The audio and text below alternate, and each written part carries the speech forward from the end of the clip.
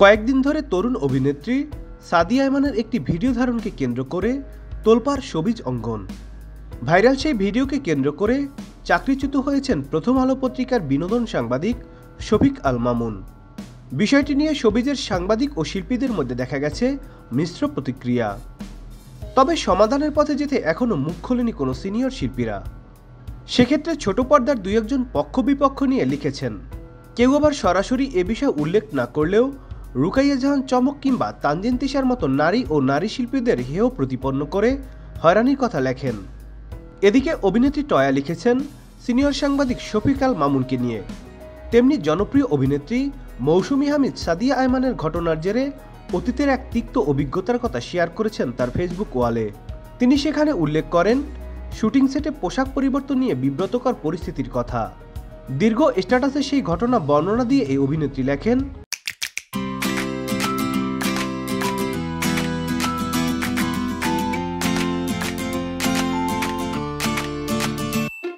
প্রায় ৩ বছর আগের কথা। মোবাইলে শুটিং করছি, বেশ রাত হয়েছে কিন্তু অনেক কাজ বাকি। সাধারণত আমরা যখন শুটিং করি, বিশেষ করে আউটডোর, তখন কাজের চাপ থাকে বেশি এবং শুটিং লোকেশন, মেকআপ রুম বা চেঞ্জ রুম অনেক দূরে হয়। বারবার দৌড়দৌড়ি করে কাপড় পাল্টাতে বেশ কষ্ট হয় এবং সময়ও বেশি লাগে। রাত 12টা 30 প্রায়। আমি সেখানে শুটিং করছিলাম। তার পাশেই একটি মাটির ঘর ছিল, যে ঘরে লাইটের কিছু জিনিসপত্র রাখা ছিল। পরিচালক আমাকে খুব অনুরোধ করলেন বারবার মেকআপ রুমে যেয়ে চেঞ্জ করতে যেই সময় লাগছে সেই সময়টাও নেই।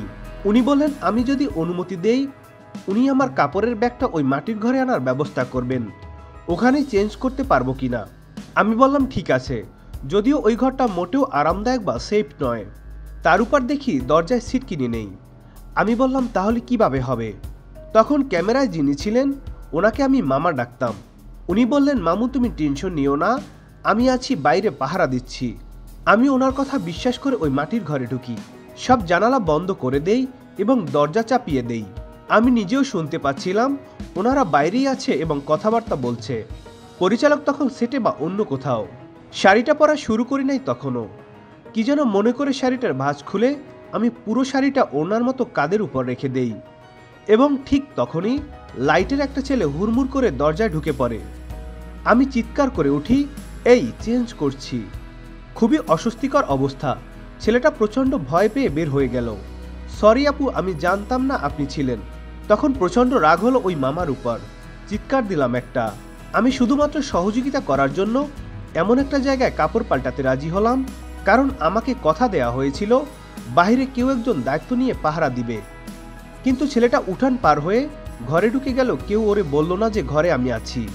আমি যখন ঘরের ভিতর থেকে চিৎকার করছি ইউনিটের উপর তাদের দায়িত্বহীনতা নিয়ে, তখন সেই মামা বিরক্তি নিয়ে বলে উঠলেন, আরে বাদ দাও তো, ও ঢুকেই বের হয়ে আসছে, এইটুকু সময় আর কি দেখছে। ওই ছেলেটাকে উদ্দেশ্য করে বলল, ওই তুই কিছু দেখছস, বলে অসভ্যের মতো হাসতে লাগলো। ছেলেটা কোনো উত্তর দিল না। আমার শরীরে যতখানি অংশ দেখা গেছে সেটা তেমন কোনো বিষয়ই না, আমি নাকি ওভার রিয়াক্ট করছি। এই কথা শোনার পর আমি বের হয়ে জীবনের সর্বোচ্চ রিয়াক্ট সেদিন করেছিলাম। আমি বেশ অবাক হয়েছিলাম সেটে ওই দিন ওই চিত্রগ্রাহকের দায়িত্বহীনতা ও অসভ্যতাকে যারা জাস্টিফাই করেছিলেন তাদের উপর। এবং আবারও অবাক হয়েছি যারা সাদিয়া আয়মানের ভিডিও দেখে পোস্ট করেছেন। ভিডিওতে তেমন কিছু দেখা যায় নাই। যিনি ভিডিওটি পোস্ট করেছেন তার জন্য আমার কিছুই বলার নাই। উনি ভিডিও ডিলিট করেছেন, আমি সাধুবাদ জানাই।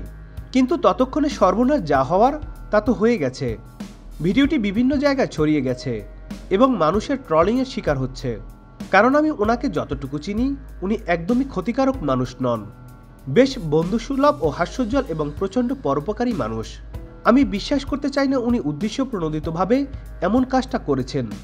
লুকিয়ে বা গোপন ক্যামেরায় তো নয়, বরং উনি অনুতপ্তই হয়েছেন বলে আমি মনে করি। কিন্তু যারা বলছেন এই ভিডিওতে তেমন কিছুই দেখা যায় নাই, তাদের জন্য প্রশ্ন আছে। এই তেমন কিছুই না দেখা ভিডিওটির কারণে যে পরিমাণ নোংরা, অসভ্যতা, bullying, body shame, rape threat মেয়েটাকে সহ্য করতে হয়েছে বা এখনও হচ্ছে, সেটা যদি আপনার পরিবারের কোনো মেয়েকে সহ্য করতে হয়, আপনি সেটা দেখার জন্য প্রস্তুত আছেন তো? তবে সাংবাদিক ও শিল্পীদের উভয়ের প্রতি শ্রদ্ধাবোধ ঠিক রাখতে সিনিয়র শিল্পী ও সাংবাদিকদের আলোচনা সাপেক্ষে শফিক আল মামুন ও সাদিয়া আয়মানের বিষয়টি তদন্ত সাপেক্ষে সঠিক সমাধান চেয়েও ফেসবুকে পোস্ট করেছেন তাদের সহকর্মীরা। Nadim Hasan, channel I.